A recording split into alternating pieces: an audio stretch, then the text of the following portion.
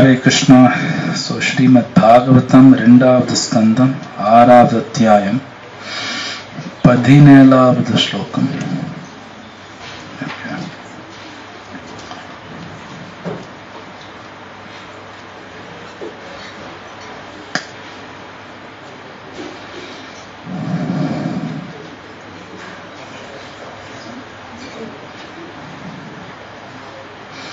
Om Namo Bhagavate Vasudevaya. Om Namo Bhagavate Vasudevaya. Om Namo Bhagavate Vasudevaya.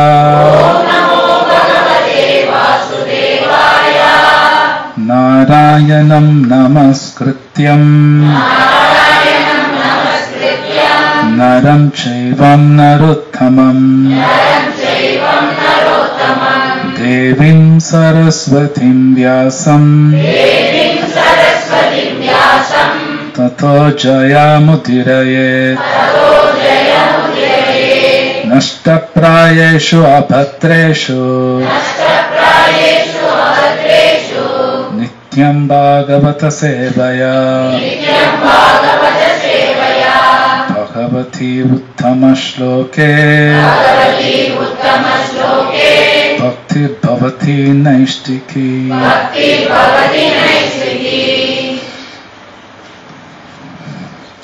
Swadisnyam Pratapan Prano Bahischa Pratapatyasau Evam virajam pratapams tapatyanta bahipuman.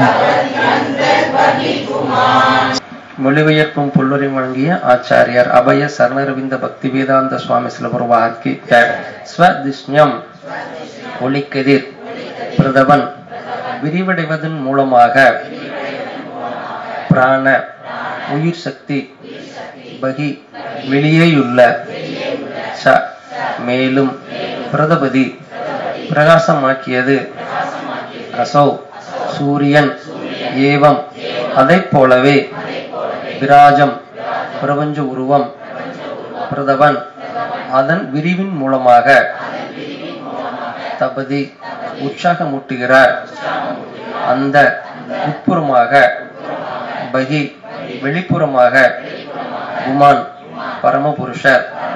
மொழிபெயர்ப்பு சூரியன் அதன் ஒளிக்கதிர்களை விரிவடைவை செய்வதன் மூலமாக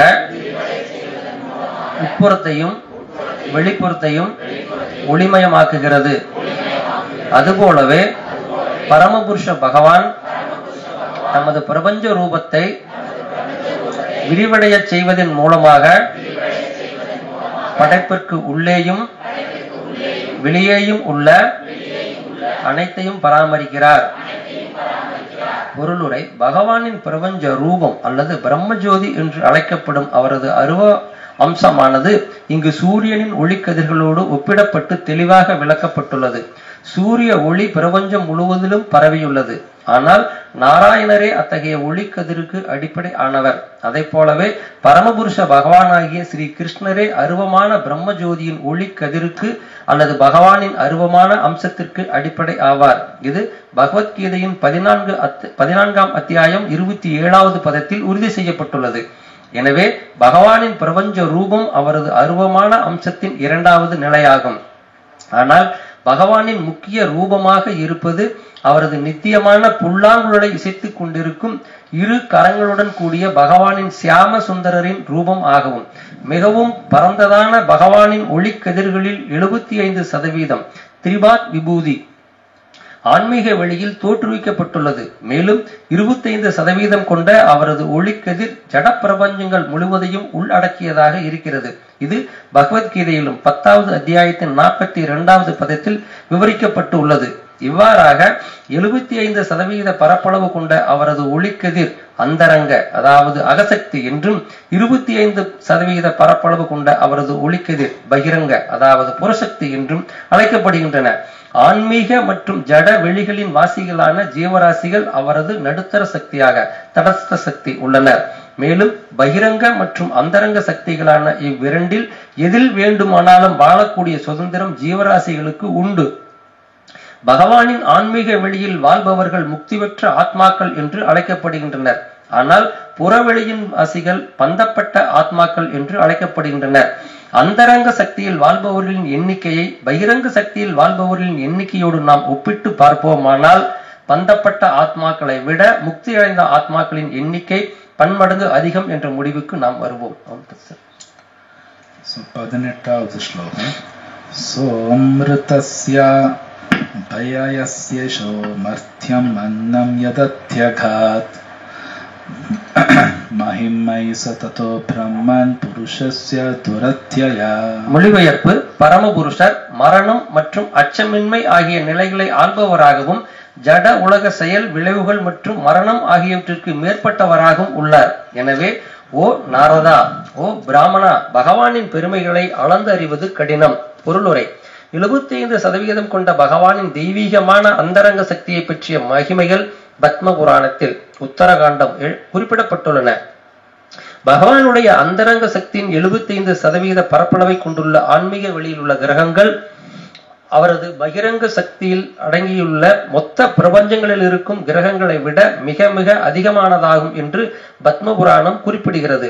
பகவானுடைய பகிரங்க சக்தியில் இருக்கும் மொத்த பிரபஞ்சங்கள் ஒரு வாளி நிறைய உள்ள கடுகுகளுடன் ஒப்பிடப்படுகின்றன. ஒரு கடுகு ஒரு பிரபஞ்சம் என்று கணக்கிடப்படுகிறது. இப்போது நாம் வாழ்ந்து கொண்டிருப்பது எண்ணிலடங்காத பிரபஞ்சங்களில் ஒன்றாகும். இந்த ஒரு பிரபஞ்சத்தில் உள்ள கிரகங்களின் எண்ணிக்கையை மனித சக்தியால் கணக்கிட முடியாது என்றால் ஒரு வாளி நிறைய உள்ள கடுகுகளோடு ஒப்பிடப்படும் எல்லா பிரபஞ்சங்களிலும் உள்ள கிரகங்களின் மொத்த தொகையை நம்மால் எப்படி சிந்தித்து பார்க்க முடியும்? மேலும் ஆன்மீக வெளியில் உள்ள கிரகங்கள் ஜட வெளியில் உள்ளதை விட குறைந்தது 3 மடங்கு அதிக எண்ணிக்கை கொண்டவை ஆகும். அத்தகைய கிரகங்கள் ஆன்மீகமானவையாக இருப்பதால் அவை உண்மையில் பௌதிக குணங்களால் பாதிக்கப்படாதவை ஆகும். எனவே அவை களப்பற்ற சத்துவ குணத்தால் மட்டுமே ஆனவை ஆகும். அக்கிரகங்களில் ஆன்மீக ஆனந்தம் பிரம்மானந்தம் பூரணமாக உள்ளது. அவற்றில் ஒவ்வொன்றும் நித்தியமானதும் அழிவற்றதும் ஜட உலகில் அனுபவிக்கப்படும் எல்லா வகையான அனர்த்தங்களிலிருந்தும் விடுபட்டதும் ஆகும். அவற்றில் ஒவ்வொன்றும் சுய ஒளி கொண்டவையும் லட்சக்கணக்கான இகலோக சூரியன்களின் மொத்த ஒளியை விட இன்னும் அதிகமான சக்தியை கொண்டவையும் ஆகும். அக்கிரகங்களின் வாசிகள் பிறப்பு, இறப்பு, மூப்பு மற்றும் நோய் ஆகியவற்றிலிருந்து விடுபட்டவர்களாகவும் முழு அறிவை பெற்றிருப்பவர்களாகவும் மேலும் பௌதீக ஆசைகளிலிருந்து விடுபட்டவர்களாகவும் இருக்கின்றனர். பரமபுருஷராகிய நாராயணருக்கு உன்னத அன்பு துண்டாற்றுவதை காட்டிலும் அவர்களுக்கு அங்கு வேறு வேலை இல்லை. அத்தகைய வைகுண்ட லோகங்களில் நாராயணரை ஆதிக்கம் செலுத்துபவராக இருக்கிறார். அந்த முத்தி பெற்ற ஆத்மாக்கள் சாமவேதத்தில் குறிப்பிடப்பட்டுள்ள பாடல்களை பாடுவதில் இடைவிடாமல் ஈடுபட்டுள்ளனர். வேதை சங்க பதக்கத்திர மோப நிஷதேர் காயந்தி எம் சாமகா. அவர்கள் 5 உபனிஷதங்களின் சுரூபங்களாக விளங்குகின்றனர். திரிபாத் விபூதி அல்லது பகவானின் அந்தரங்க சக்தி என்று அறியப்படும் 75% ஜடவானிற்கு வெகு தூரத்தில் உள்ள பகவானின் ராஜ்யம் என்றும் அவரது பகிரங்க சக்தியை உள்ளடக்கி இருக்கும் 25% அல்லது பாத விபூதியை பற்றி நாம் பேசும் பொழுது இது ஜட உலகை குறிக்கிறது என்பதையும் நாம் புரிந்து கொள்ள வேண்டும். மேலும் பத்ம புராணத்தில் திரிபாத் விபூதி தெய்வீகமானது, ஆனால் பாத விபூதியோ பௌதிகமானதென்றும் திரிபாத் விபூதி நித்தியமானது, ஆனால் பாத விபூதியோ நிலையற்றது என்றும் கூறப்பட்டுள்ளது. பகவானும் அவரது நித்திய தொண்டர்களும் நித்தியமான ரூபங்களை உடையவர்கள் ஆவர். இந்த ரூபங்கள் மங்களகரமானவையும் மாற்றமில்லாதவையும் ஆன்மீகமானவையும் மற்றும் நித்தியமான இளமையை கொண்டவையும் ஆகும்.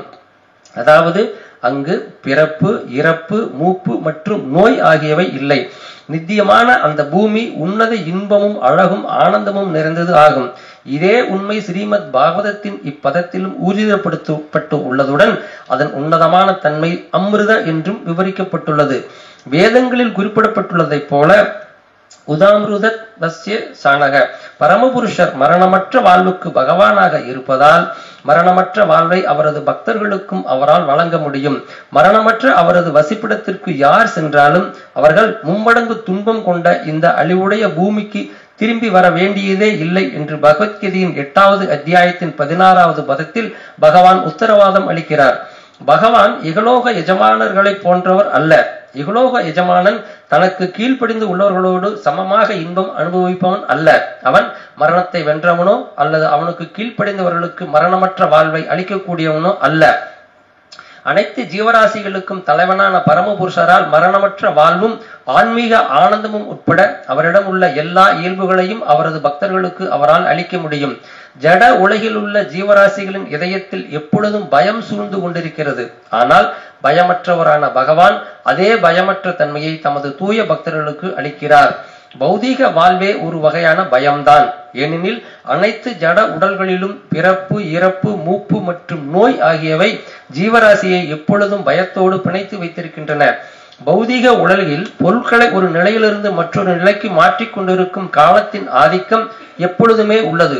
மேலும் அவிகார அல்லது மாற்றமில்லாதவனாக ஜீவராசி இருப்பவன் ஆகையால் காலத்தின் ஆதிக்கத்தால் விளையும் மாற்றங்களின் காரணமாக அவன் பெரும் துன்பத்தை அனுபவிக்கிறான். நித்தியமான காலத்தின் மாற்றத்தால் ஏற்படும் விளைவுகள் பகவானின் ராஜ்யத்தில் இல்லை. அதனால் எந்த விதமான பயமும் அங்கு கிடையாது என்பதை ஒருவன் அறிய வேண்டும். ஜட உலகில் ஒருவனுடைய சொந்த உழைப்பின் பயனாக நிலையற்ற இன்பமே ஒருவனுக்கு கிடைக்கிறது. கடினமான உழைப்பினால் ஒருவன் செல்வந்தன் ஆகலாம். ஆனால் அவ்வாறு சம்பாதித்த இன்பம் எவ்வளவு காலம் நீடிக்கும் என்ற பயமும் சந்தேகமும் எப்பொழுதும் உள்ளது. ஆனால் பகவானின் ராஜ்யத்தில் இன்பத்தின் குறிப்பிட்ட தரத்தை அடைய வேண்டும் என்று ஒருவரும் கவலைப்பட வேண்டியது இல்லை. வேதாந்த சூத்திரங்களில் குறிப்பிடப்பட்டிருப்பதை போன்று ஆனந்தமயோ அபியாசாத், உயிர் இயற்கையாகவே ஆனந்தம் நிரம்பியது ஆகும். ஆன்மீக உலகில் உள்ள ஆனந்தம் எப்பொழுதும் பெருகிக் கொண்டே இருக்கிறது. குறைவு என்ற கேள்விக்கே இடம் இல்லை. இது ஜட பிரபஞ்சத்தில் காணப்பட முடியாதது ஆகும். ஜனலோக கிரகத்திலும் அல்லது மகர்லோகம் மற்றும் சத்தியலோக கிரகங்களிலும் கூட இது காணப்படாதது ஆகும். ஏனெனில் பிரம்மதேவரும் கூட பலநோக்கு செயல்களின் விதிகளுக்கும் பிறப்பு இறப்பு எனும் விதிக்கும் கட்டுப்பட்டவர் ஆவார். எனவே இங்கு அது துருத்யா என்று குறிப்பிடப்பட்டுள்ளது. அதாவது நித்தியமான பகவானின் ராஜ்யத்தில் உள்ள ஆன்மீக ஆனந்தத்தை சொர்க்கலோகங்களுக்கும் மேலான உலகங்களுக்கு செல்லும் தகுதி படைத்தவர்களான சிறந்த பிரம்மச்சாரி அல்லது சன்னியாசிகளாலும் கூட கற்பனை செய்து பார்க்க முடியாது. ஆனால் பகவானின் தெய்வீக கருணையால் அவரது களப்பற்ற பக்தர்களால் இத்தகைய ஆனந்தம் உண்மையாகவே அடையப்படுகிறது. 19 பார்த்தலாம். பாதேஷு சர்வபூதானி பும்சஸ்திதி பதோ விதுः அமிர்தம் க்ஷேமம் அபயம் த்ரிமூர்த்னோ அதாய மூர்தசு. மொழிபெயர்ப்பு: எதில் எல்லா ஜீவராசிகளும் உயிர் வாழ்கின்றனவோ அந்த 4ல் ஒரு பகுதி கொண்ட பகவானின் சக்தியில் எல்லா பௌதீக செல்வங்களும் உரைகின்றன. மரணம், பயம், முதுமை மற்றும் நோய் ஆகிய கவலைகளிலிருந்து விடுபட்டுள்ள பகவானின் ராஜ்யம் 3 உயர்கிரக அமைப்புகளுக்கும் பௌதீக அடுக்குகளுக்கும் திரைக்கு அப்பாற்பட்டது ஆகும். பொருளுரை: பகவானுடைய சந்தினி சக்தியின் மொத்த தோற்றத்தில் 1/4 பாகம் ஜட உலகிலும் 3/4 பாகம் ஆன்மீக உலகிலும் உள்ளது. பகவானின் சக்தி 3 பாகங்களாக பிரிக்கப்பட்டுள்ளது. அவை சந்தினி, சம்பித் மற்றும் ஹலாதினி. அதாவது வாழ்வு, அறிவு மற்றும் ஆனந்தம் ஆகியவற்றின் பூரண சுரூபியாக அவர் இருக்கிறார். இவை ஜட உலகில் மிகவும் குறைவாகவே சித்தரிக்கப்பட்டுள்ளன. மேலும் பகவானின் பின்ன பகுதிகளான ஜீவராசிகள் இவற்றை முக்தியடைந்த நிலையில் மிகச் சிறிய அளவுக்கு அனுபவிக்கும் தகுதி கொண்டவர்கள் ஆவர். ஆனால் பந்தப்பட்ட நிலையில் உண்மையான வாழ்வு, அறிவு மற்றும் தூய இன்பம் ஆகியவற்றை அவர்களால் சரியாக மதிப்பிட முடியாது. முக்தியடைந்த ஆத்மாக்கள் ஜட உலகில் உள்ள ஆத்மாக்களை விட பன்மடங்கு அதிகமான எண்ணிக்கையை கொண்டவர்கள் ஆவர். மேற்குறிப்பிட்ட பகவானின் சந்தினி, சம்பித் மற்றும் ஹலாதினி சக்திகளின் ஆற்றலை இந்த முக்தியடைந்த ஆத்மாக்களால் உண்மையாகவே அனுபவிக்க முடியும்.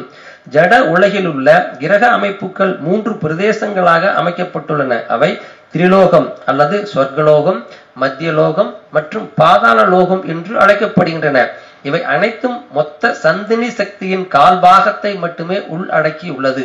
அதற்கு அப்பால் உள்ளது ஆன்மீக வெளியாகும். அங்கு 7 ஜட திரைகளுக்கு அப்பால் வைகுண்ட லோகங்கள் உள்ளன. திரிலோக கிரக அமைப்புகளில் நித்திய வாழ்வு, பூரண அறிவு மற்றும் பூரண ஆனந்தம் ஆகியவற்றை ஒருவனால் அனுபவிக்க முடியாது. 3 மேல் கிரக அமைப்புகள் சாத்வீக கிரகங்கள் என்று அழைக்கப்படுகின்றன. ஏனெனில் அவை நீண்ட ஆயுளுக்குரிய வசதியை வழங்குவதுடன் அதற்கேற்ற விதத்தில் நோய், முதுமை மற்றும் பய உணர்வு ஆகியவற்றிலிருந்து விடுதலையையும் அளிக்கின்றன.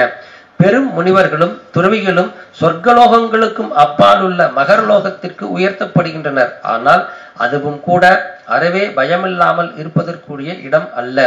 ஏனெனில் கல்ப முடிவில் மகரலோகம் அழிக்கப்பட்டு அதன் வாசிகள் இன்னும் உயர்ந்த கிரகங்களுக்கு பிரயாணம் செய்ய வேண்டி உள்ளது. இருப்பினும் அக்கிரகங்களிலும் கூட ஒருவரும் மரணத்திலிருந்து தப்ப முடியாது. அங்குள்ள சூழ்நிலைக்கு ஏற்ப ஆயுள், அறிவு மற்றும் ஆனந்தம் ஆகியவை அதிகரிக்கக்கூடும். ஆனால் உண்மையான இறப்பின்மை, பயமின்மை, முதுமை மற்றும் நோய் போன்றவைகளிலிருந்து விடுதலை அடைய ஜட வெளியின் திரைகளுக்கு அப்பால் மட்டுமே சாத்தியமாக கூடியவை ஆகும். இவைகள் விராட் புருஷரின் தலை மீது அமைந்துள்ளன. அதாயி மூர்த்தசக ஷது.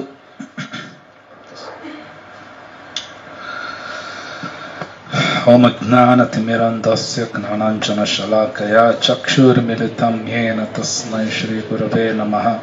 श्री चैतन्य मनोपिष्टं स्थापितं येन भूतले स्वयं रूपकदा मह्यं ददाति स्वपदान्तिकं वन्देऽहं श्रीगुरु श्रीयुतापदकमलं श्रीगुरुं वैष्णवांश श्रीरूपं साग्रजातं सहगण रघुनाथान्वितं तं सजीवं साद्वैतं सावधूतं परिजनसहितं कृष्णचैतन्यदेवं श्रीराधा कृष्णपादां सहगण ललिता श्रीविशाखावितं च हे कृष्ण करुणा सिंधु दीनबन्धो जगत्पते गोपेश गोपिका कंठ राधा कंठ नमस्तुते तप्त कांचन गौरांगी राधे वृंदावनेश्वरी वृषभानुसुते देवी प्रणमामि हरिप्रिय वाञ्छा कल्पतरुश्च कृपा सिन्धुभ्यो च पतितानां पावनेभ्यो वैष्णवेभ्यो नमो नमः. श्री कृष्ण चैतन्य प्रभु नित्यानंद श्री अद्वैत गदाधर श्रीवासादि गौरभक्तवृंद. हरे कृष्णा कृष्णा कृष्णा हरे हरे, हरे राम राम राम हरे हरे.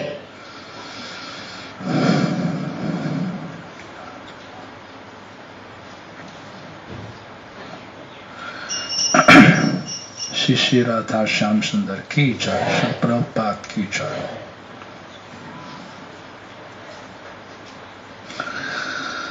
स्वदिष्ण्यं प्रतपन् प्राणो बहिश्चा प्रतपत्यसो एवं विराजं प्रतपं स्तपत्यन्तर्बहिः पुमान्. तत्सत्.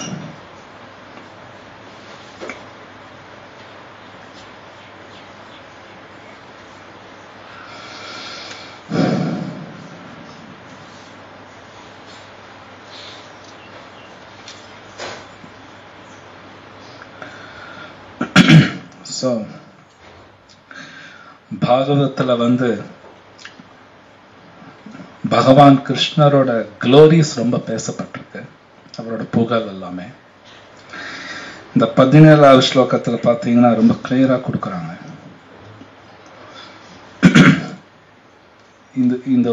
இந்த உலகம் மட்டும் இல்ல, அஃப்கோர்ஸ் நமக்கு இந்த யூனிவர்ஸோட எக்ஸ்பீரியன்ஸ் கொஞ்சம் தான் இருக்கு, நமக்கு ரொம்ப ஒன்றும் கிடையாது.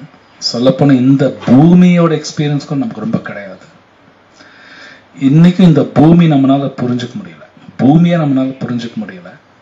ஸோ மற்ற கிரகங்கள், இனி மற்ற யூனிவர்ஸ் புரிஞ்சுக்கிறது நம்மளால அவ்வளோ ஈஸி கிடையாது. சும்மா உட்காந்து பேசலாம், பட் அவ்வளோ ஈஸியா புரிஞ்சுக்க முடியாது. பட் அந்த இன்ஃபர்மேஷன் பாகவத்தில் கொடுக்குறாங்க.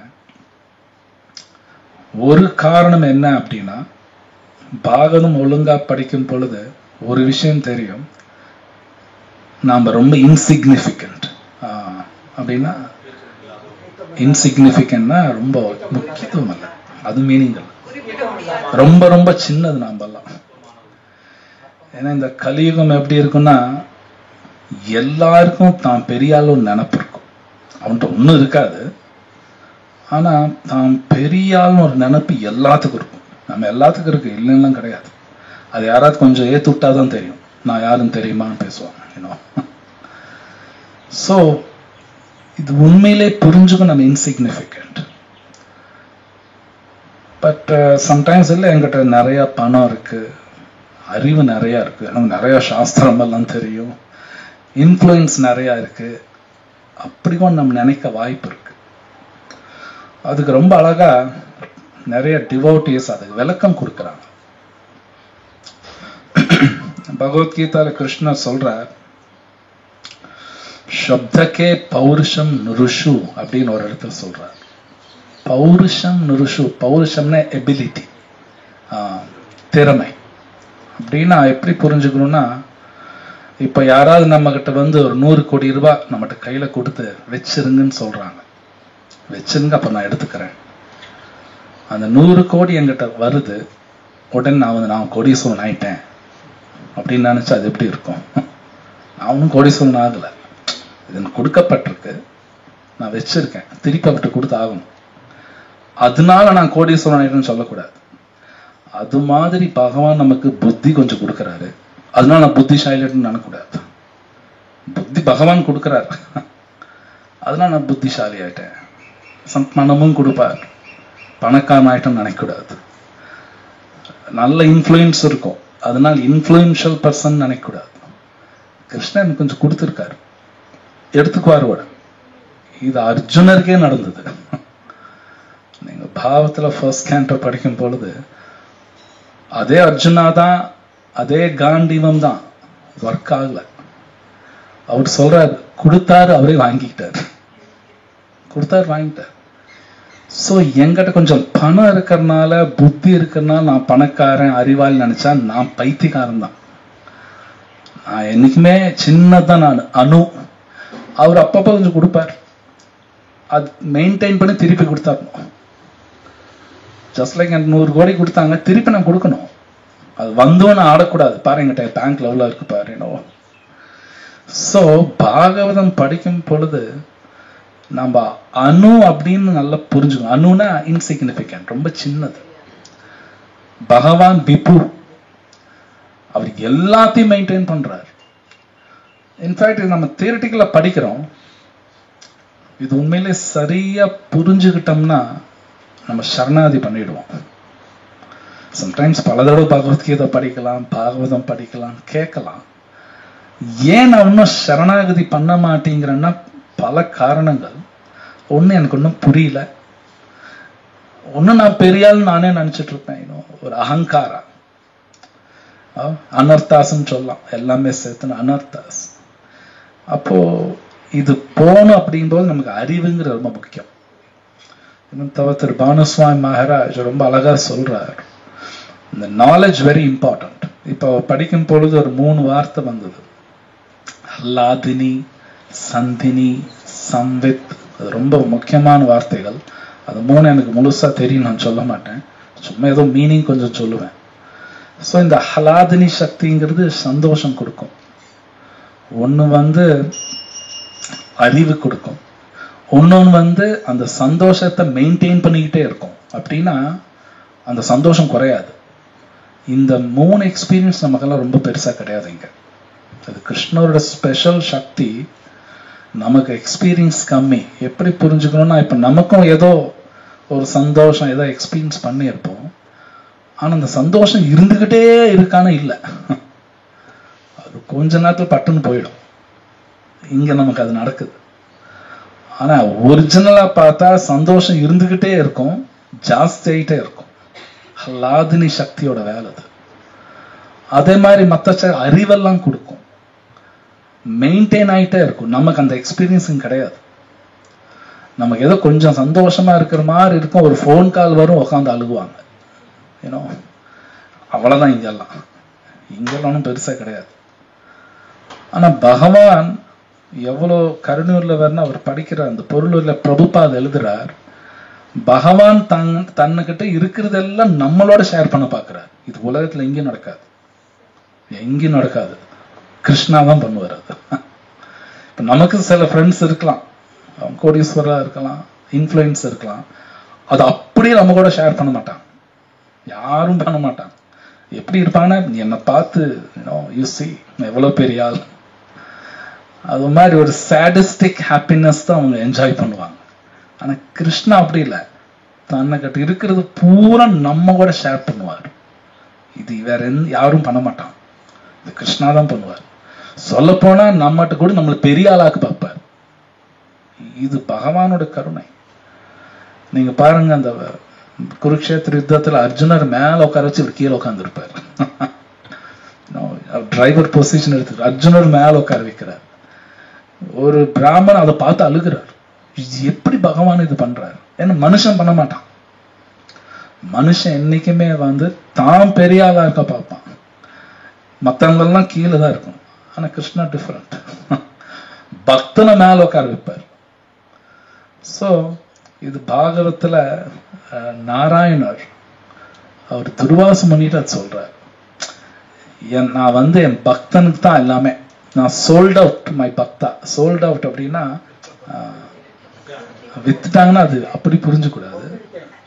கம்பெனி என்ன நான் பக்தனுக்கு கொடுத்துட்டேன். அஸ்வதந்திரா, ஸ்வதந்திரானா இண்டிபெண்டன்ஸ், சுதந்திரம் எனக்கு இல்லை அப்படிங்கிறார். அஸ்வதந்திராங்கிறார், எனக்கு சுதந்திரம் கிடையாது, என் பக்தன் தான் எல்லாமே, நான் எல்லாமே கொடுத்துட்டேன். சோ இந்த ஸ்லோகாஸ் படிக்கும்போது அவ்வளோ கிருஷ்ணா எல்லாத்தையும் மெயின்டைன் பண்றாரு. ஆனா அந்த கிருஷ்ணா இந்த மாதிரி இருக்கார். அண்ட் ரொம்ப முக்கியமான பாயிண்ட் சில பிரபுபாத் இந்த பொருளுரையில இன்னைக்கு பார்த்த ஸ்லோகத்தில் எழுதுனதுல இந்த ஜன்மா மிருத்யு ஜராவியாதி நிறைய இடத்துல எழுதுறாரு. இது ரொம்ப ரொம்ப முக்கியமான பாயிண்ட். கலியுகத்தில் பார்த்தீங்கன்னா இந்த 4 மட்டும் யாரும் பேச மாட்டான். நீங்க வேணா எங்க வேணாலும் பாருங்க, ஈவன் ஆன்மீக சொற்பொழிவுன்னு சொன்னாலும் இந்த 4 அதிகம் பேச மாட்டாங்க, வேற ஏதோ பேசுவாங்க. ஆனா இந்த 4 சில பிரபுப்பா நிறைய சொற்பொழிவுல ஆகட்டும் அவரோட பொருளுரையில ரொம்ப பேசுவார். ஏன்னா கிருஷ்ணர் பகவத்கீதையில இது 4 புரிஞ்சுக்கணும்னு அவர் சொல்றார். ஜன்ம மிருத்யு ஜரா வியாதி துக்க தோஷா அனுதர்ஷனம், தோஷாங்கிறார், அது புரிஞ்சுக்கணுங்கிறார் கிருஷ்ணா. இது உண்மை. இந்த 4 புரிஞ்சுக்கலினா ஆன்மீகம் நம்ம முன்னேற மாட்டோம், இம்பாசிபிள், முன்னேற முடியாது. இந்த 4 நம்ம ஞாபகம் இருக்கணும். தட் மீன்ஸ் இப்ப நான் இருக்கிறது டெம்பரரி அப்படிங்கிற அறிவு நம்ம இருந்துகிட்டே தான் இருக்கணும். அது இருக்கணும் கண்டிப்பா. எனி டைம் நான் போயிடுவேன் இந்த இடத்த விட்டு. இந்த அறிவு இல்லைன்னா நான் எல்லாமே பெர்மனன்ட் நினைச்சுக்கிட்டே இருப்பேன். இது நமக்கு ரொம்ப சூக்ஷ்மமா நடக்கும். சோ இந்த 4 ஞாபகம் வச்சுக்கணும். ஈவன் தர்மராஜ் கூட சொல்றாரு, அவன் எல்லாருக்கும் தெரியும். யக்ஷன் தர்மராஜ் கேட்கிறாரு, எது ரொம்ப ஆச்சரியம்? அவர் சொல்றாரு, எல்லாம் செத்து போயிட்டே இருப்பாங்க, ஆனா இவனுக்கு ஒன்றும் தெரியாது. நமக்கு அந்த பிரச்சனையெல்லாம் இருக்கு. நம்ம என்ன நினைச்சிட்டு இருப்போம், நம்ம பேரெல்லாம் வந்துருவான் அப்படின்னு. நான் இருப்பேனான்னு தெரியாது. இது ரொம்ப சூக்ஷ்மம். நம்ம எல்லாரும் நினைச்சிட்டு இருக்கோம் இன்னும் நான் இருப்பேன், இன்னும் நிறைய காலம் இருக்கு. சூக்ஷ்மமா அந்த வியாதி நமக்கு இருக்கு, இல்லைன்னு கிடையாது. சோ இங்க ஸ்லோகத்துல சொல்லப்படுது, இந்த ஜன்ம மிருத்யு ஜரா வியாதி புரிஞ்சுக்கோ அப்படின்னு. பட் இந்த கலியுகம் எப்படி இருக்குன்னா, உண்மை அவ்வளவு சீக்கிரம் தெரியாது யாருக்குமே. உண்மை only for devotees தான் எல்லாமே தெரியப்படும். only for devotees, வேற யாருக்கும் கிடையாது. இது நீங்க பகவத்கீதையில பார்க்கலாம், பாகவத்துல பார்க்கலாம். ஏன்னா கிருஷ்ணா உண்மை, பரம சத்தியம், சத்தியம் பரம் தீமஹி. அந்த உண்மை டிவோட்டிஸ் கூட தான் எல்லாம் ஷேரும் பண்ணுவார், வேற யாருக்கும் பண்ண மாட்டார். அப்ப யார் கிருஷ்ணா சரணாதி பண்றாங்களோ அவங்களுக்கு தான் உண்மையே தெரியும், மற்றவங்க எல்லாம் பொய் தான் தெரியும், உண்மை தெரியாது. Not easy. சோ அதனால பகவத்கீதையில கிருஷ்ணா நிறைய இடத்துல சொல்றார், லாஸ்ட்லின்னு சொல்றார், மாமேகம் சரணம் ரஜா. சோ நமக்கு இந்த கலியுகத்துல பேட் அசோசியேஷன், அசத் சங்கா அப்படின்னா மோசமான சாகுவாசம். இதுல ஒரு டிவோட்டி ரசராஜ் பிரபுன்னு ஒருத்தர் இருக்கார், சில பேருக்கு தெரியும். அவர் ரொம்ப அழகா ஒரு பாயிண்ட் சொன்னார், நான் இது வரைக்கும் அதை கேட்டது இல்லை. நம்மளாம் அசத் சங்கத்தியாக, பேட் அசோசியேஷனா பக்தன் இல்லாதவன் யாரும் நினைப்போம். நம்மளோட சூக்ஷ்ம உடல் ஸ்தூல உடல் அசோசியேஷனே மோசம்தான். இந்த உடல் இருக்கிற வரைக்கும் நம்ம திங்கிங், அது இல்லாம டிமாண்ட்ஸ் நிறைய இருக்கும். இந்த உடல் இருக்கிற வரைக்கும் மோசமான டிமாண்ட் நமக்கு இருக்கும், இல்லாமல இருக்காது. இதோட அசோசியேஷன் விட்டாகணும், இல்லைன்னா வைகுண்டாலாம் போக முடியாது. வைகுண்டா போகணும்னா இந்த சூக்ஷ்ம ஸ்தூல விட்டு தான் போக முடியும். ஈவன் என் மனசு மேல எனக்கு அட்டாச்மெண்ட், என் புத்தி அகங்காரம் இருந்தாலும் விட முடியாது. இதே அசத் சங்கத்தியாகாதான், ரொம்ப சூக்ஷ்மங்கிறார். Beautiful point. ஸோ நீங்க பாகவதம் படிச்சீங்கன்னா வரும், ஒரு ஆத்மா வைகுண்டம் போகும்போது விரஜா நதி போய் சூக்ஷ்ம ஸ்தூல விட்டு தான் போகும். ஸோ இது ரொம்ப முக்கியம். என்னன்னா நம்ம மனசு புத்தி அகங்காரம் நம்மளை எப்படி போட்டு ஃப்ரை பண்ணுவோம் நமக்கு தெரியாது. இந்த உடல் கொஞ்சம் எக்ஸ்பீரியன்ஸ் இருக்கலாம், வியாதி வருது, ஏதோ வலிக்குது, ஏதோ சம் எக்ஸ்பீரியன்ஸ். இந்த சூக்ஷ்ம உடல் இருக்கியா அது ஒன்றும் டேஞ்சரஸ் வெரி பவர்ஃபுல். பாகவத்தில் கொடுக்குறாங்க, மனுஷன் காட்டிலும் பவர்ஃபுல் கோஸ்ட்னு தான் கொடுக்குறாங்க. அதான் பவர்ஃபுல் பாகவத்தில் இருக்கு. ஏன்னா அதுக்கு ரொம்ப சக்தி ஜாஸ்தி, ரொம்ப சக்தி ஜாஸ்தி அதுக்கு. ஸோ இந்த சூக்ஷ்ம உடல், இந்த மனசு புத்தி அகங்காரம் அது விடுறது அவ்வளோ ஈஸி இல்லை, மனசை விடுறது அவ்வளோ ஈஸி இல்லை.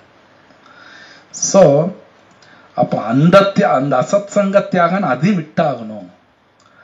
அது விட்டாகும்னா கிருஷ்ணா மேல என் மனசு இருந்தா தான் இந்த சூக்ஷ்ம உடலை என்னால் விட முடியாது. நமக்கு அது மேல ரொம்ப அட்டாச்சா இருக்கும். ஆனா நமக்கு அட்டாச்சா இருக்கும், அதெல்லாம் புரியாது. நாம சொல்லத்தான் புரிய ஆரம்பிக்கும். ஓ, எனக்கு என்ன இவ்வளவு பிரச்சனை இருக்கா, எனக்கு என் மனசுல இவ்வளவு அழுக்கு இருக்கான்னு நமக்கு அப்பதான் தெரியும்.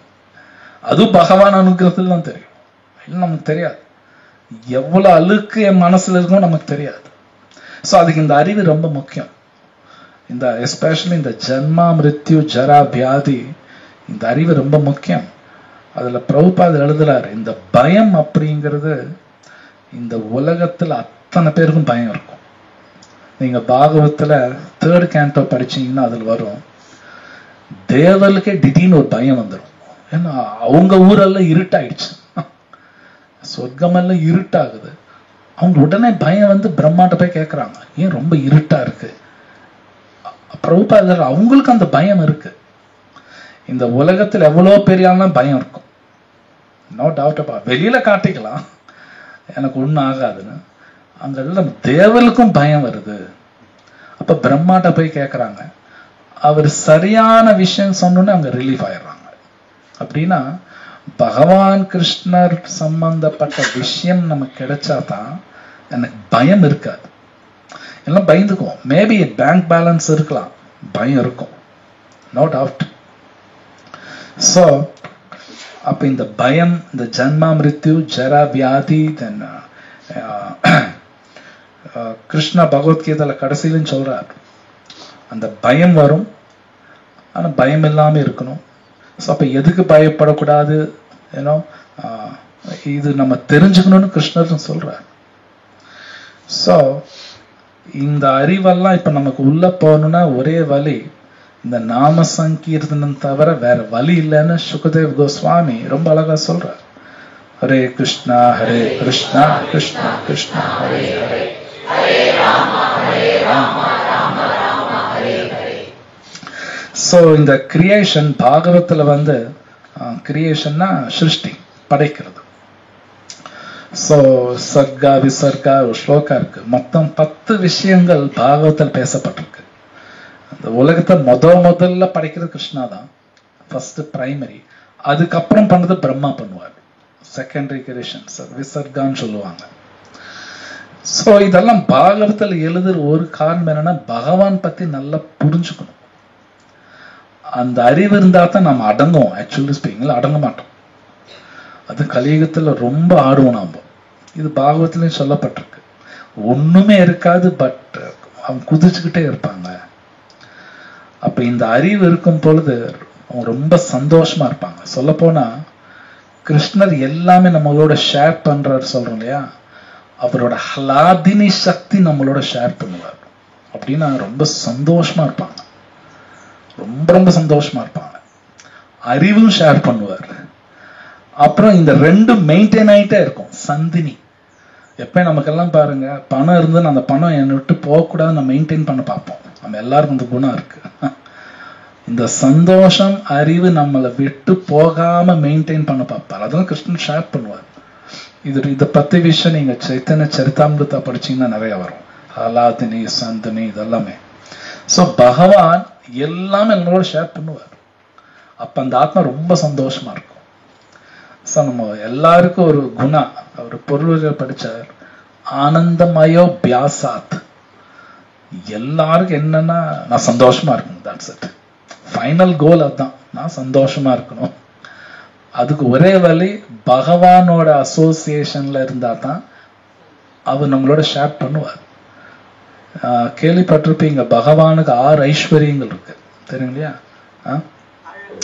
அந்த 6 ஐஸ்வர்யங்கள், அப்கோர்ஸ் ஜெனரல் 6 சொல்லுவோம், நிறைய ஐஸ்வர்யம் இருக்கு. கிருஷ்ணாக்கு எக்கச்சக்கமா இருக்கு. அதெல்லாம் 6 கேட்டகரியில பிரிச்சு வைக்கிறாங்க. அவர் ரொம்ப அன்லிமிட்டட் ஹாப்பியா இருப்பார். அவர் நானும் அன்லிமிட்டடா ஹாப்பியா இருக்கும்னா அவரு கூட போகணும். அப்ப ஷேர் பண்ணுவார். ஓகே, நீ என் கூட இரு, அன்லிமிட்டட்லி பி ஹாப்பி. எல்லா ஆப்புலன்ஸும் நம்மளோட ஷேர் பண்ணுவார். அதனால பாத்தீங்கன்னா வைகுண்டால சொல்லுவாங்க, சாருப்யா, சாலோக்கியா, சாஷ்டி, சாமிப்யா அப்படின்னா பகவான் கூடவே இருக்கலாம், பகவான் மாதிரி அந்த உடல் இருக்கும், பகவான் இருக்க லோகத்திலே இருக்கலாம், அவருக்கு இருக்கிற வசதி அதே மாதிரி வசதியா இருக்கலாம். இது எல்லாமே இருக்கு, எல்லாமே இருக்கு. இது ரொம்ப ஹை கிளாஸான ஒரு இன்ஃபர்மேஷன், பிலாசபி. ஆனா இது நமக்கு புரியணும்னா ஒரே வழி பகவான் தான் புரிய வைக்கணும். இதை நான் சயின்டிபிக்கெல்லாம் ப்ரூவ் பண்ணணும், அப்பதான் நம்புவேன் நான் பைத்தியக்காரன் தான். அப்படியெல்லாம் பண்ண முடியாது. இட்ஸ் டிஃபிகல்ட், ரொம்ப டிஃபிகல்ட். ஸோ ஈவன் பகவத்கீதையில கூட அந்த 10th சாப்டர் 11th சாப்டர் படிக்கும் பொழுது கிருஷ்ணா தான் எல்லாமே மெயின்டைன் பண்றாருன்னு அங்க தெரிய வருது. ஏன்னா அர்ஜுனர் கேட்கிறார் கிருஷ்ணர் பார்த்து, கிருஷ்ணா நீங்க சொல்றீங்க நீங்க எல்லா இடத்துல இருக்கீங்க, இது நான் எப்படி புரிஞ்சுக்கிறது? நான் பார்க்கலாமா நீங்க எல்லா இடத்துல இருக்கீங்க? அப்பதான் அந்த விஸ்வரூபம் காட்டுறாரு, பாரு புரிஞ்சுக்கோ. அப்புறம் அவருக்கு புரியுது, எஸ் நீங்க தான் எல்லாம் பண்றீங்க. ஸோ அந்த கிருஷ்ணா 2nd சாப்டர் பகவத்கீதையில ஒரு இடத்துல ரொம்ப அழகா சொல்றார், அறிவாளி அப்படின்னாலே எது டெம்பரரி எது பெர்மனன்ட்னு புரிஞ்சுக்கணுங்கிறார். கிருஷ்ணர் சொல்றார், 2nd சாப்டர்ல வருது, நசத்பாவதோ, ரொம்ப அழகா சொல்றார். அது புரிஞ்சுக்கிட்டு அறிவாளி பெர்மனன்ட் நோக்கி தான் ஒர்க் பண்ணுவானா, அறிவு இருக்குன்னு தான் பண்ணுவான். அறிவு இல்லாதவன் டெம்பரரி நோக்கி ஒர்க் பண்ணுவான். சோ கிருஷ்ணர் 2வது அத்தியாயத்துல சொல்றார், எது சத் எது அசத்துன்னு புரிஞ்சுக்கோ அப்படிங்கிறார்.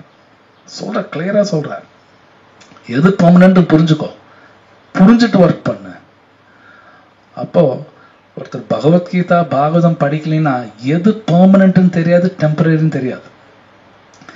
கண்ணை மூடிட்டு ஒரு அனிமல் மாதிரி தான் வாழ்வாங்க. சொல்லப்போ நம்ம அனிமல் மாதிரி தான் வாழ்வோம். இது நான் எதுக்காக பண்றேன், இந்த காரியம் சத்தா அசத்தா அதெல்லாம் யோசிக்க மாட்டோம். யோசிக்கிறதுல சும்மா ஏதோ அனிமல் மாதிரி நாமளும் ஏதோ சாப்பிடுறது தூங்குறது போயிட்டு இருப்போம். ஆனா கிருஷ்ணர் சொல்றாரு, ரெண்டும் பார்க்க சொல்றாரு. இது பெர்மனண்டா இது டெம்பரரியா, எது எனக்கு நல்லது அது நான் யோசிக்கணும், கண்டிப்பா யோசிக்கணும். யோசிக்காம வேலை பண்ணக்கூடாது. சோ அப்ப இந்த பகவத்கீதா பாகவதம் டெய்லி படிக்கணும். ஹரிநாமத்தை சொல்லலினா கண்டிப்பா நம்ம அப்படியே டைவர்ட் ஆயிடுவோம். 100% டைவர்ட் ஆவாங்க, நோ டவுட். சோ டெய்லி படிச்சுக்கிட்டே இருந்தா தான் இந்த பெர்மனன்ட் ஏதோ ஆத்மா சம்பந்தப்பட்ட பத்தி போயிட்டே இருப்போம், எல்லாம் டைவர்ட் ஆயிடுவோம். ஸோ அதுக்கு இந்த கலியுகத்துல நாம சங்கீர்த்தனம் வேணும், பகவத்கீதா படிக்கணும், பக்தரோட சங்கத்தில் இருக்கணும். இல்லையும் நம்மளால இந்த பாதையில ரொம்ப திருடமா போக முடியாது, டிட்டர்மினேஷன் அந்த பாதையில் போக முடியாது, நாட் ஈஸி.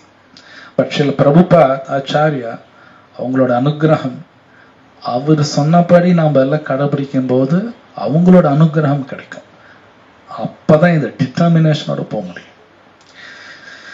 ஸோ இங்க நான் ஸ்டாப் பண்றேன். கேள்வி எதை கேளுங்க. ஹரே கிருஷ்ணா. சாத்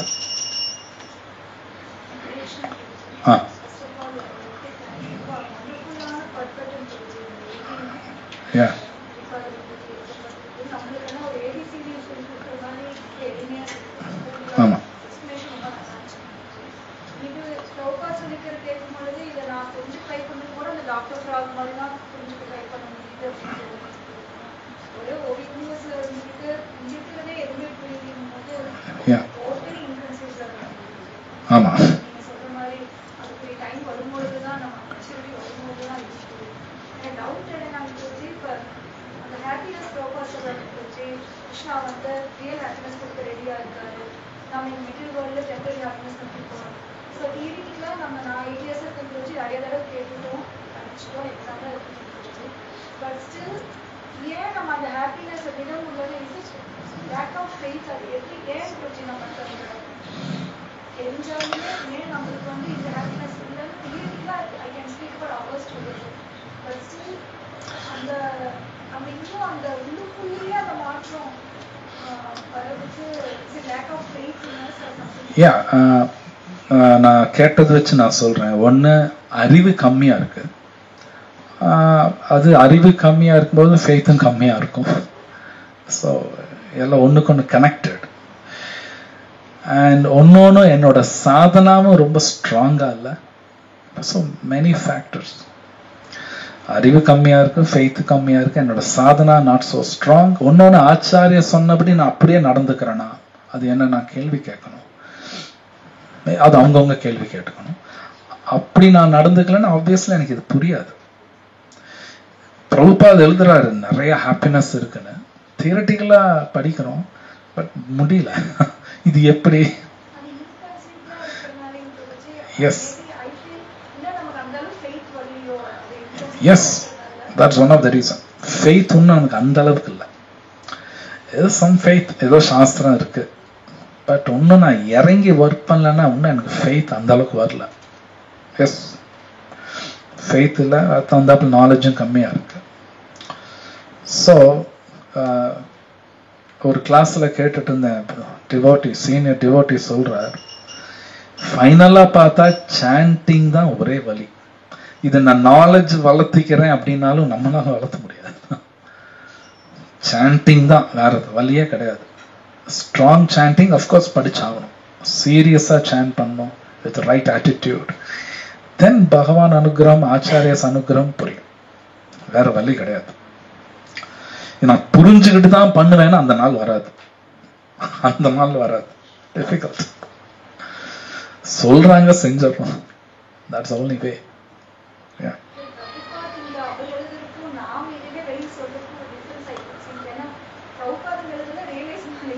கண்டிப்பா.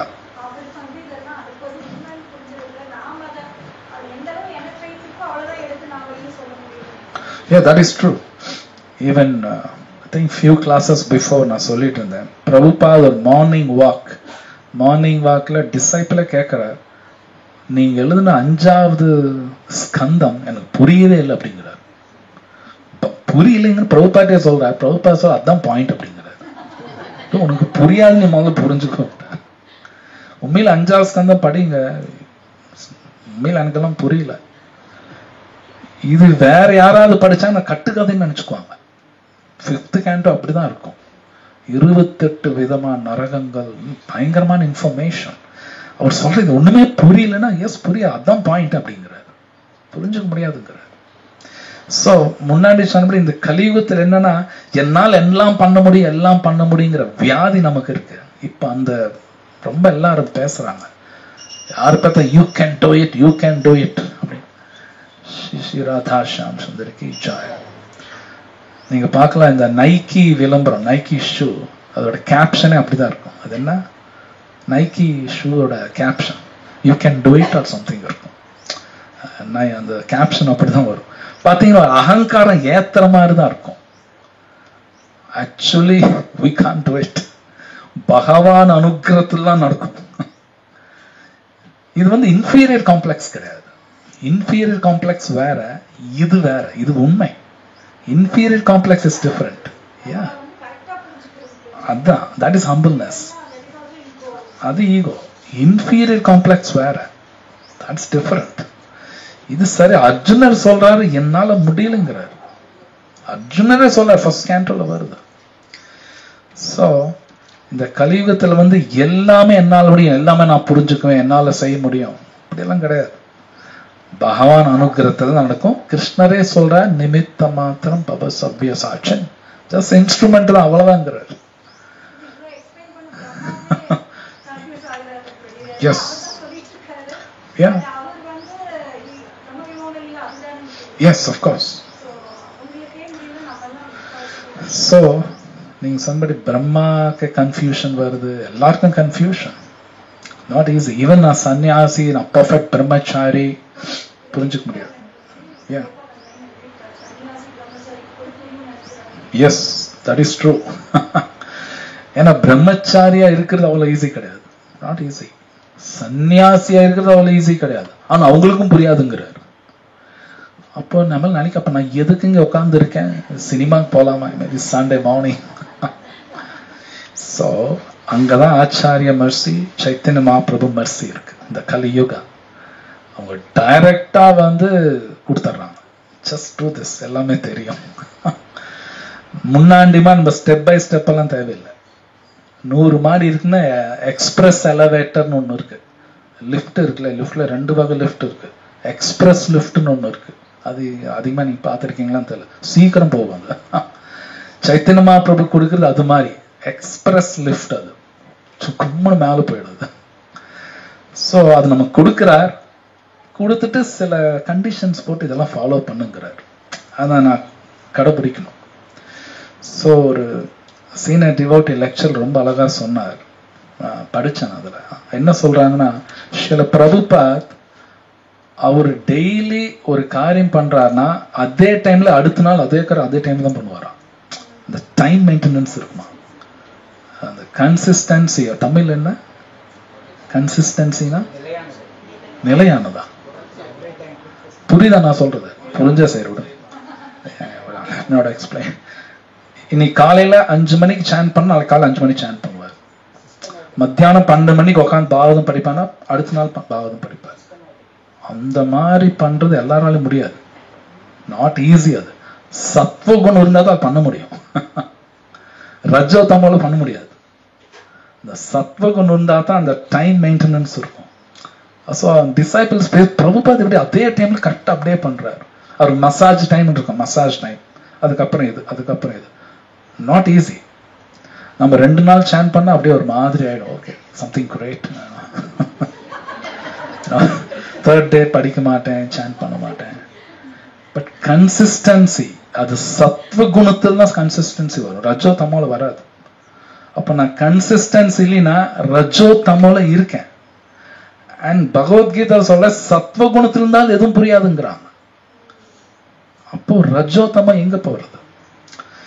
ஸோ அப்ப இதெல்லாம் கேட்கும்போது டிஸ்கரேஜா இருக்கும். பட் சைத்தன்ய மகாபிரபு மெர்சி என்னன்னா, பிரபுப்பா அவங்க டைரக்டா கொடுக்குறாங்க நாமத்தை. ஜஸ்ட் டு திஸ், இது பண்ணு, பட் சம் ரூல்ஸ், இதெல்லாம் பண்ணு, நம்ம செய்யணும், அவ்வளவுதான். செஞ்சு அவங்க கொடுத்துருவாங்க, எஸ் கொடுத்துருவாங்க. இன்னும் இவ்வளவு பெரிய விஷயம் கொடுப்பாங்க, எஸ் கொடுப்பாங்க. அதான் மெர்சி, அதான் மெர்சி. இவ்வளவு பெரிய விஷயம் எந்த யுகத்திலையும் கொடுக்காதது இந்த யுகத்துல ஜஸ்ட் லைக் தட் கொடுக்குறாங்க. டேக்னு இது வந்து எங்கேயும் நடந்தது கிடையாது. அதனால தான் ரூப கோஸ்வாமி நமோ மகாவதன்யாயா, அந்த ரொம்ப ஃபேமஸ் ஸ்லோகா. அந்த ஸ்லோகா நம்ம புரிய மாட்டோம். மகாவதன்யாயின்னு அது எப்படின்னு கூட புரியல.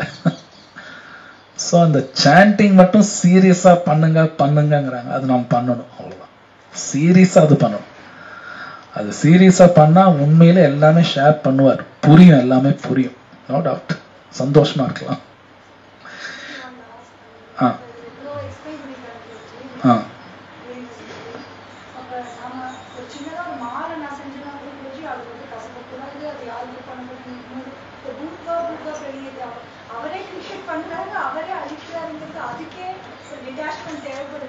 S,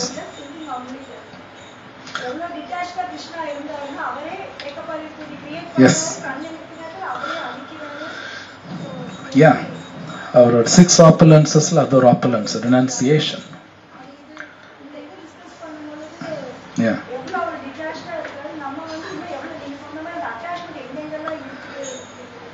yes, that's true.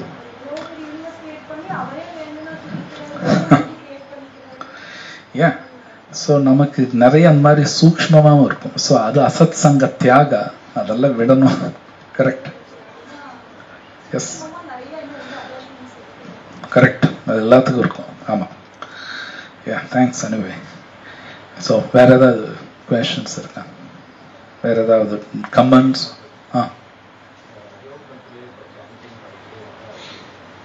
No problem. ரஜோகுணத்துல சாண்ட் பண்ணாலும் அதுக்குண்டான எஃபெக்ட் இருக்கும். ஹை லெவல் எக்ஸ்பெக்ட் பண்ண முடியாது, பட் ஸ்டில் பிரபுபாதர் ஒரு இடத்துல சொல்றார், அஃபன்ஸோடையா சாண்ட் பண்ணு, so that அஃபன்ஸ் இல்லாம ஒரு நாள் வரும். ஏன் வெயிட் பண்ணணும்? இப்ப நம்ம சாண்ட் அஃபன்ஸோட பண்றோம், அப்படியாவது பண்ணணும். பண்ண ஒரு நாள் அஃபன்ஸ் இல்லாம பண்ணுவேன். ஸோ டசன்ட் மேட்டர் ரஜோ குணா தமோ குணா, ஜஸ்ட் சாண்ட் பண்ணணும். ஹையஸ்ட் எஃபெக்ட் எதிர்பார்க்க முடியாது, பட் எஃபெக்ட் இருக்கும், நோ டவுட் அபவுட் இட். நாமா அது இருக்கும். ஸோ சாண்ட் பண்ண தான் வருவோம். ஒன்னொன்னு என்னோட முயற்சின்னு ஒன்று இருக்கு. நான் சாண்ட் பண்றேன், ஸோ அதை தானா நடக்கும் அப்படி இல்லை. சாண்டிங் பண்ணணும், நோ டவுட். என்னோட சைடு ஒரு முயற்சி இருக்கணும். சரி, இதெல்லாம் வேண்டாம், ஒதுக்கணும், அந்த ஒர்க்கு நான் பண்ணணும். தானா நடக்கும்னா நடக்காது. கிருஷ்ணா அப்படியெல்லாம் பண்ண மாட்டார். சைத்தன்ய சரிதாமிருதத்தில் இருக்கு, அது படிச்சீங்கன்னா கிருஷ்ணர் கூட ஒருத்தர் இருக்கார், சைத்தன்ய மகாபிரபு கூடவே தான் இருப்பார். ஆனா ஆப்போசிட் ஜெண்டர் மேல அட்ராக்ஷன் வந்து போயிடுவார். இவர் போய் தடுக்க மாட்டார், இழுத்துட்டு வருவார், இழுத்து நீயே பார்த்துக்கோ. நம்மளோட சுதந்திரத்துல பகவான் தலையிட மாட்டார், அது நான் தான் பண்ணணும். இது சைத்தன்ய சரிதாமிருதத்தில் வருது. சில பேர் நினைப்பேன் பண்ண தானா போயிடும், அப்படியெல்லாம் போகாது. No, it's not like that. நான் ஒர்க் பண்ணணும். அந்த ஒர்க் பண்ணும்போது கொஞ்சம் வலிக்கும், கொஞ்சம் இல்லை ரொம்ப வலிக்கும். அது நான் பொறுத்துக்கணும். அதான் தாம் திதிக்ஷஸ்வ பாரதா, கிருஷ்ணர் சொல்ல பொறுத்துக்கோங்கிறார். வலிக்கும், உண்மையில ஒர்க் பண்ணும்போது வலிக்கும்.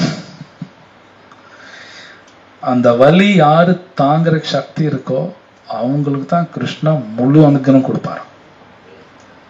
பாகவத்துல யுதிஷ்டர் மகாராஷ்டிர கிருஷ்ணர் சொல்றாரு, யஸ்யாஹம் அனுகிரகாமி ஹரிஷே தத் தனம் சனை.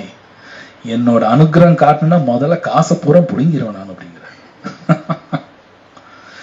So Krishna does that. But ஒருத்தர் நாமா சொல்றாங்க அப்படின்னாலே கிருஷ்ணா உங்களுக்கு எல்லாமே அனுகூலமா தான் பண்ணுவார். அது நமக்கு அனுகூலம் சம்டைம்ஸ் புரியாது, ஆனா கிருஷ்ணா கரெக்டா தான் பண்ணுவார்.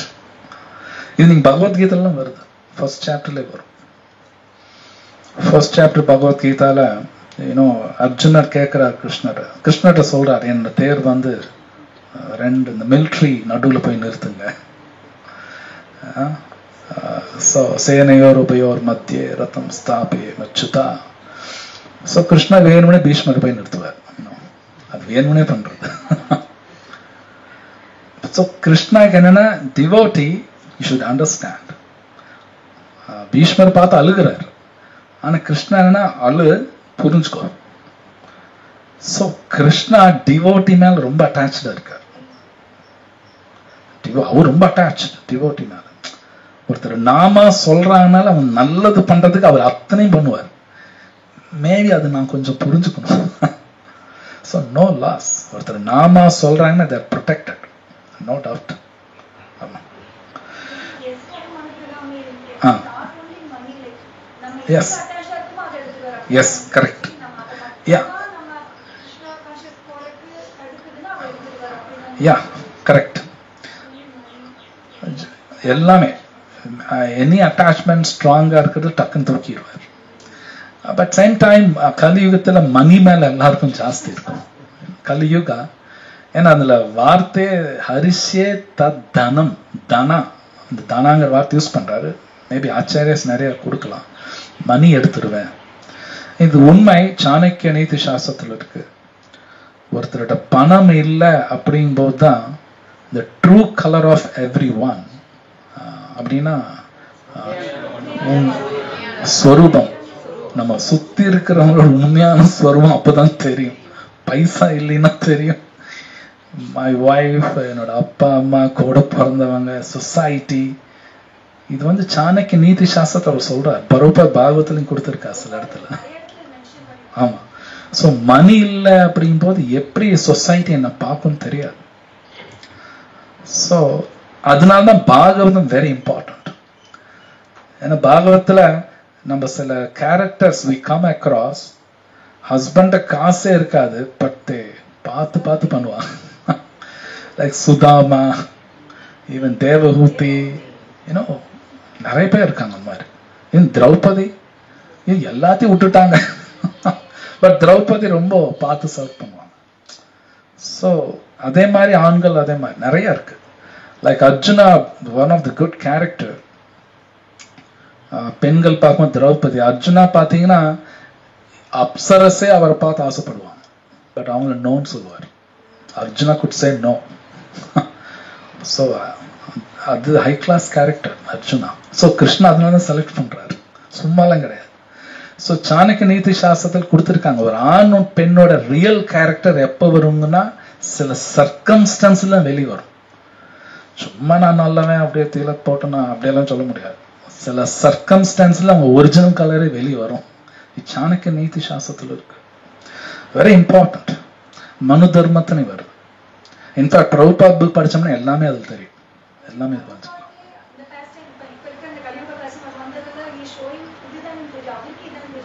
எஸ், அதுவும் நடந்தது.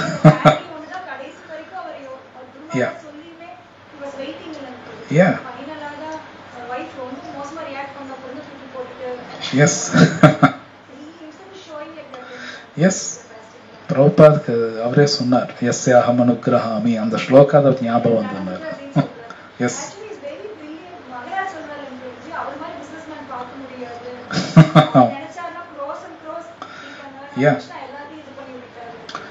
எஸ். ஸோ ஒருத்தர் நாமா சொல்றாங்கன்னா according to their seriousness Krishna reciprocate பண்ணுவார். ஸோ சாண்டிங் மோஸ்ட் இம்பார்ட்டன்ட் உண்மையிலே. ஸோ வேற ஏதாவது கேள்வி இருக்கா? டிஸ்கஷன்ஸ் வேற? ओके, ग्रंथराज श्रीमद् भागवतम की जय, शिल प्रभुपाद की जय, गो प्रेमानंद। ओम तत्सत।